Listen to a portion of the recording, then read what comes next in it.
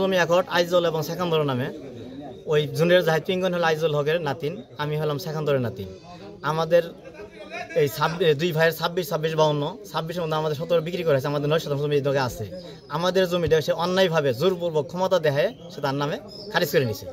এই 9 শতাংশ জমি আমাদের বলে তোমাদের এখানে জমি কোনো জমি নেই। আর বছর একট আমাদের নাম বিদ্যমান আছে, আমি কাগজ হয়ে দিলাম একট আছে।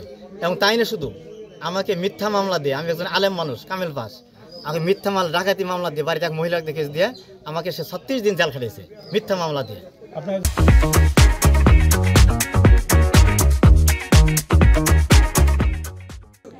আমার বাপের সম্পদ, প্রত্যেক সম্পদ 73 শতাংশ জমি, আর অর্ধেক মালিক আমি। সেই জমিটা আমার গ্রামে মাতবররা বসে এটা সিদ্ধান্ত নিয়ে জমিটা আমার অর্ধেক জমি বুঝ করে দিয়েছিল। দেওয়ার পরে সেই জমিটা নুর জাহেদ আর নুর জাহেদের চাচা মিজানুর রহমান মাজেদ, এরা দুজনে ওই নুর জাহেদ আর নানা শ্বশুরে রাষ্ট্রপতির দিয়ে দোয়াই দিয়ে এই জমিটা আবার বেদখল করতেছে। আমার অবদার খার জমি নিয়ে ওরা ভুয়া কাগজ বানাইছে। ভুয়া কাগজ বানাইয়ে আমার 10 করা জমি ওরা ওই কাগজপত্র নিয়ে দিছে।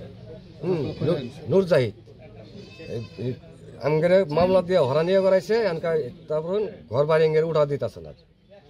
আমরা ছবি খেয়ে আছি। ওরা 1 সপ্তাহ আগেও আমাদের হুমকি দিছে যে টেকা দিলে ঘরে উঠাবি, নাই তো ঘরে উঠা দুমুটা মাঝের ডাক্তার। আর নূর জাহিদ শের বর্তনে ওর চাচারে ফোন দেখো বাড়ির তোরা এসে এরকম অত্যাচার করতেছে।